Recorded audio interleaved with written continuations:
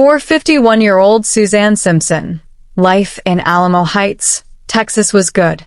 She was a successful luxury realtor, a devoted mom to 4 kids, and well-loved in her community. But on the 6th of October, 2024, after attending an exclusive party at a private members club, Suzanne simply vanished.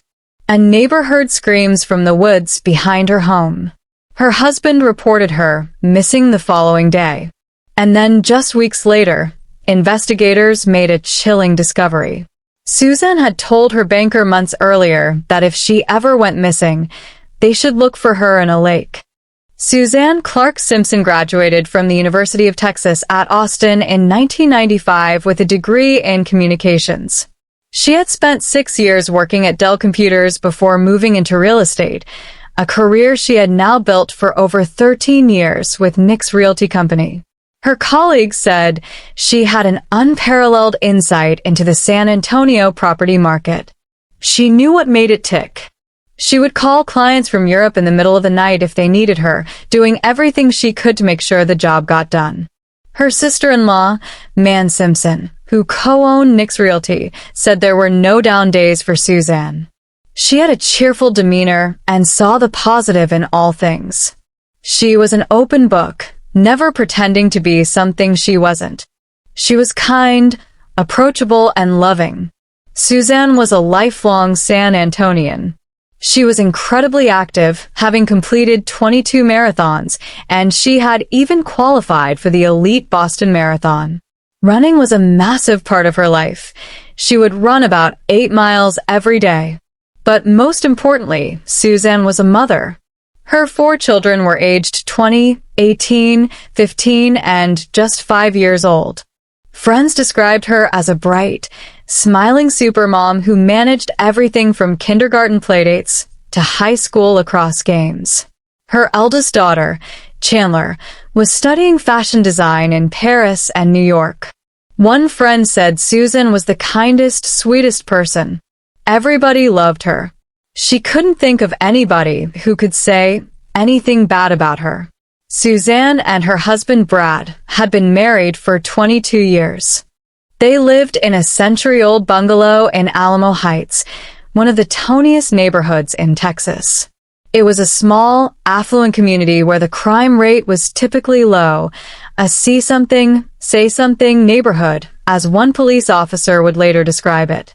Brad Chandler Simpson stood 6'5". He was 53 years old and worked as a licensed real estate agent and investor in real estate and construction businesses around Central Texas. He had attended Alamo Heights High School and graduated from the University of Texas at Austin in 1994. Over the years, he had been linked to 15 Texas companies, though most had gone out of business. He had worked at Cotter & Sons, a real estate firm, from 2002 to 2012 and had been partners with the owner's son, James Cotter, in a series of business ventures over the years. But Brad had faced significant financial troubles. American Express had sued him twice between 2019 and 2020 for over $25,000 in unpaid credit card debt. He had been involved in contentious legal disputes with former employers, including a years-long dispute with Cotter & Sons that had reached the Texas Supreme Court. Those who knew him described Brad as incredibly confident, but also extremely jealous. One friend would later tell investigators that Brad would track Suzanne's phone location. He was controlling. In August 2024, just 2 months before Susan disappeared, she made an outcry to her personal banker at Frost Bank. The banker, Gabriella Spacier, would later tell investigators that Suzanne had revealed Brad was physically abusive. She said he regularly took away her phone. And then Suzanne said something chilling. She told the banker that if she went missing, to look for her in a lake. Suzanne also explained that after Brad confiscated her phone, he would tell their children that she had lost it. Another friend told authorities that Suzanne knew Brad tracked her phone. She knew him to be extremely jealous. Despite these red flags, there were no police reports, no protective orders. The abuse remained hidden behind the walls of the Alamo Heights estate. Suzanne's mother, Barbara Clark, would later say she knew of at least one prior physical altercation between the couple. She said it wasn't part of their life or his behavior. She was shocked. Barbara had developed a plan for Suzanne to move in with her. The youngest child would attend school in Barbara's neighborhood, but Suzanne vanished the night she called to report that Brad had hurt her again. She never heard the plan. It was a Sunday evening. Suzanne was wearing a short dark dress and tall tan heels. She had her sandy blonde hair partially tied back. At around 8 p.m., she and Brad took their 5-year-old daughter to a party at the Argyle, an exclusive 170-year-old, members-only private dining club in Alamo Heights. Multiple witnesses observed a verbal altercation between the couple that became disruptive. According to what their daughter would later tell a school counselor, Brad pushed Suzanne against a wall at the party. He hit her in the face. He hurt her elbow. Suzanne and their daughter left around 8:30 p.m. Between 8:40 and 8:51 p.m., surveillance footage captured Suzanne and her daughter shopping at an H-E-B grocery store. At 9:15 p.m., Suzanne called a family friend saying she was coming over. 1 minute later, two things happened simultaneously. Suzanne called her mother, Barbara, to report that Brad had assaulted her. She said she had pain in her arm, back, and neck. At the exact same moment, Brad accessed their AT&T account and suspended Suzanne's mobile phone service. At 9:25 p.m., surveillance confirmed that Suzanne had arrived at her friend's house in Alamo Heights. By 10:22 p.m., the Find My app showed her phone was back at the Simpson residence. This would be the last known location of her iPhone. Between 10 p.m. and 11 p.m., a neighbor who lived across the street heard arguing outside his bedroom window. It grew progressively louder. When he looked outside, he saw Brad and Suzanne in a physical fight in the front garden. The neighbor told police that Suzanne was attempting to get away from Brad's grasp as he tried to pull her downwards. Brad was clearly attempting to keep her from running away. Then Suzanne broke free. She ran towards the wooded area east of the home. Brad chased after her, trying to grab her. The neighbor went inside to get a flashlight, and then he heard it, 2 to 3 screams from the brushy, wooded area. These were the last sounds anyone ever heard from Suzanne Simpson. Around midnight, the neighbor heard Brad's black 2019 GMC Sierra pickup truck start and leave the residence. 1 to 2 hours later, the truck returned. At 11:09 p.m., FBI forensic examiners would later determine that Brad began cycling his phone on and off in lockdown mode. This pattern was rarely seen. It was typically done by a person who wanted to avoid detection. He continued this pattern through the next day. At 12:33 a.m., just over an hour after the screams, H-E-B surveillance showed Brad's truck with a large ice chest in the cargo bed. At 7:15 a.m., Suzanne's phone had its last activity. The coordinates placed it in a business parking lot in Alamo Heights. The phone was never recovered. At 7:53 a.m., surveillance from Howard Early Childhood Center showed Brad dropping his daughter at school. In the truck bed were at least 2 white trash bags with red string and what appeared to be a large ice chest. Then, at 9:12 a.m., footage from a Whataburger drive-thru camera in Kendall County captured perhaps the most damning evidence. Brad's truck contained 3 white trash bags, a large heavy-duty trash bin, an ice chest, and a large bulky item wrapped and secured in blue tarp, covered with a metal firewood rack on top in a manner to conceal and weigh the tarp down. The arrest affidavit would later note that investigators believed there was an unknown object concealed within the blue tarp due to its shape and size. It stated that criminals commonly conceal, transport, or disguise their victims in a manner described to purposely avoid detection. At around 9:53 a.m., Brad's geolocation data placed him at a Home Depot in Boerne, Texas. Surveillance showed him purchasing 2 bags of Quikrete cement, an orange construction bucket with a lid, a box of 32-count heavy-duty trash bags, a 30-ounce bottle of Clorox disinfectant spray, and insect repellent. He paid in cash, which was not his usual method. In the parking lot, he approached an unknown male and asked for directions to the nearest dump in Burnie. After leaving the store, Brad entered lockdown mode again, cycling his phone on and off. Between 10 a.m. and 11 a.m., location data placed Brad's truck near the Kendall County Solid Waste Facility. Minutes later, he stopped at a gas station in Burnie. He purchased gas and 2 one-gallon jugs of water. The 3 white trash bags were no longer in the cargo bed. Still present were the blue tarp, the firewood rack, the trash bin, and the ice chest. Brad had changed shoes. He was no longer wearing sandals.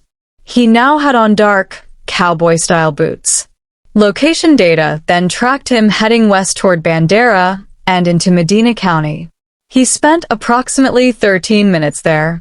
His phone continued cycling on and off. At 1:41 p.m., a license plate reader captured Brad's truck returning to Burnie. The blue tarp was no longer visible. The firewood rack had been repositioned. At 3 p.m., the school called Brad. Their 5-year-old daughter hadn't been picked up. This was highly unusual. Suzanne picked her up every single day. At 3:27 p.m., footage showed Brad picking up his daughter. Only the ice chest and heavy-duty trash bin were visible in the truck. The firewood rack was now gone. At 4:07 p.m., Brad was at the bubble bath car wash on San Pedro. Surveillance showed him cleaning the driver front side and the rear left passenger side of the passenger compartment. Police would later find dried cement splashes in the rear passenger compartment and the truck bed. Only the ice chest remained. All other items had been removed. Brad did not report Suzanne missing. The entire day passed. His wife had completely disappeared. She had failed to pick up their daughter. He made no report. At 9:57 p.m. on the 7th of October, nearly 24 hours after Suzanne was last heard from, a friend called Brad expressing concern. She learned he had not called the police. She told him she would file a missing persons report herself. Just 14 minutes later, Brad left a voicemail for Alamo Heights Police Chief Fidel Villagomez. He said he had not seen his wife since 11 p.m. the previous night. He claimed she had lost her mobile phone at HEB.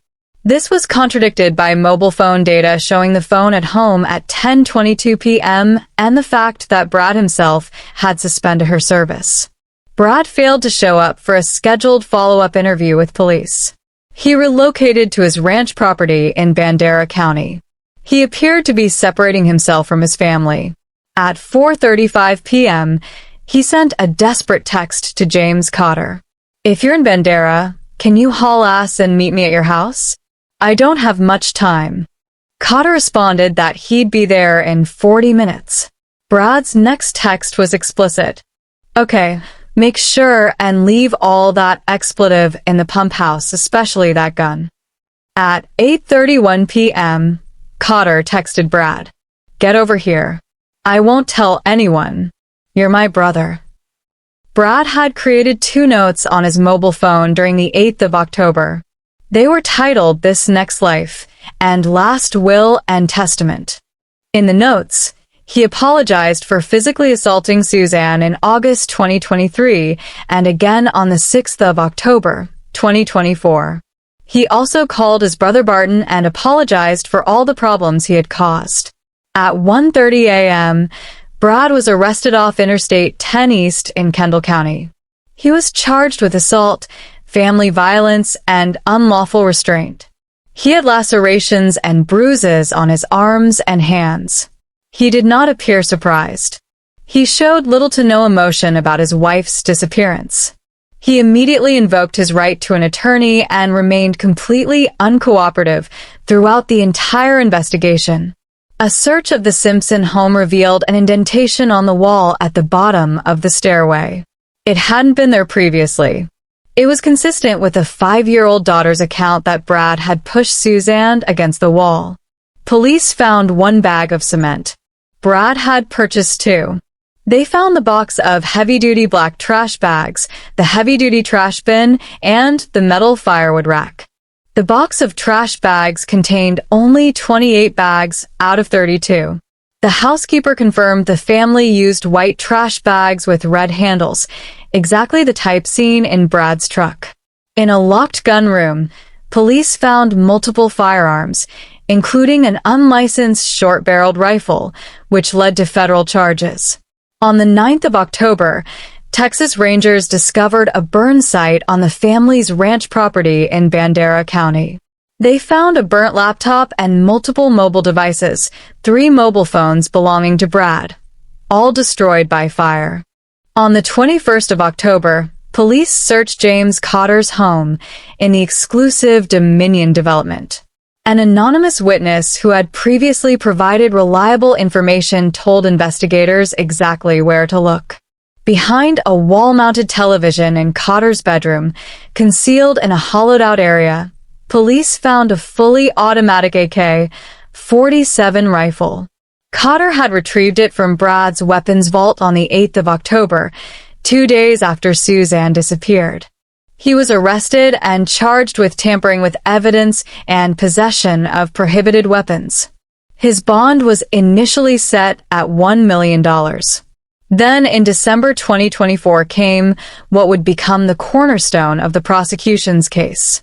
A grand jury indictment revealed that Brad had knowingly concealed a reciprocating saw, an electric handheld motorized saw capable of cutting through metal and bone. On the 5th of December, 2 sources informed local news that law enforcement had notified Suzanne's family. Suzanne's DNA was found on the reciprocating saw Brad had attempted to conceal. 1 month after Suzanne's disappearance, Brad was formally charged with murder. The total bond was set at $5 million. The charges included murder, tampering with evidence with intent to impair a human corpse, tampering with physical evidence, and possession of prohibited weapons. The potential sentence was 5 to 99 years, or life in prison on the murder charge alone. Lead prosecutor Kaise Sandoval said they didn't have the benefit of a body for a medical examiner to examine, but that didn't prohibit them from filing the case. The law doesn't reward people who are disposing of the bodies of their victims. On the 3rd of December, 2024, Brad's defense attorney, Stephen Gilmore, filed a motion to quash the indictment. He argued the indictment was vague, indefinite, ambiguous, and uncertain. Without specifying the manner of death or the specific act that killed Suzanne, they couldn't mount an adequate defense without a body or a medical examiner's report. He claimed the evidence was inadequate. On the 22nd of April, 2025, both sides argued the motion before Judge Joel Perez. Prosecutor Sandoval countered that the case law was clear. The state did not need to prove how Brad murdered Suzanne. They only needed to prove that Brad intended to kill Suzanne and caused her death, not the specific mechanism. On the 29th of April, Judge Perez denied the motion to dismiss. He ruled that prosecutors had alleged enough to let the murder charge stand. The case would proceed to trial despite no body being found. Texas Rangers, Alamo Heights Police, FBI agents, and multiple county sheriff's departments conducted extensive searches across 3 Texas counties. They searched the wooded areas where the neighbor had heard screams, Interstate 10 near where Brad was arrested, and Brad's ranch property in Bandera County. 1 year later, in October 2025, Suzanne Simpson's body has not been located. Texas DPS spokesperson Dion Cockrell said they won't stop looking. Whether it's a year, 2 years, there are instances where it's many years later where remains are found. There's always a chance that she might be found. On the 5th of November, 2024, their 20-year-old daughter, Chandler, posted a statement on Instagram that went viral. My father took my mother's life in a state of rage and control. She said women in Alamo Heights were told to keep their mouths shut. This is the time to speak. Speak for my mom. Chandler and her siblings had given statements to police that contradicted Brad's story, leading to the search warrant that uncovered the indentation in the wall. On the 22nd of September, 2025, Judge Perez ruled that both sides had sufficient discovery to proceed. The evidence compiled totaled 5 to 6 terabytes, including surveillance footage, phone records, and forensic reports. Brad remains in the Bexar County Jail in administrative segregation, spending 23 hours per day in his cell. Pre-trial hearings are set for the 20th of January, 2026. The trial begins on the 13th of February, 2026. The prosecution's case includes the neighbor's eyewitness testimony of the struggle and screams, Suzanne's DNA on the reciprocating saw, surveillance footage tracking Brad's movements with wrapped items, the cash purchases of cement and trash bags, the burned electronics, the concealed AK-47, and Brad's written confessions to prior assaults. Based on the timeline and evidence, investigators believe Brad attacked Suzanne shortly after she returned home that night between 10 and 11 p.m. The neighbor witnessed the physical struggle in the front garden before Suzanne broke free and ran towards the woods. Brad chased after her. The screams that followed were the last sounds anyone heard from Suzanne. Investigators believe Brad killed her in or near those woods, likely through strangulation, then brought her body back to the home. The large bulky item wrapped in blue tarp seen in his truck the next morning, combined with Suzanne's DNA on the reciprocating saw, suggests he dismembered her remains. His methodical movements over the following hours, the dump visits, the cement purchase, the repeated trips between counties, indicate an elaborate effort to dispose of her body and destroy evidence. Legal experts have called it a strong circumstantial case. 1 year after Suzanne Simpson disappeared, her body still hasn't been found. Chandler continues to advocate for domestic violence awareness, determined to be the voice of her mother until she is found. Texas DPS continues searching. As the community awaits the trial, they seek justice for Suzanne, even without the closure of bringing her home. Please don't forget Suzanne. And if you have any information about Suzanne's whereabouts, please contact the Alamo Heights Police Department at 210-822-2000.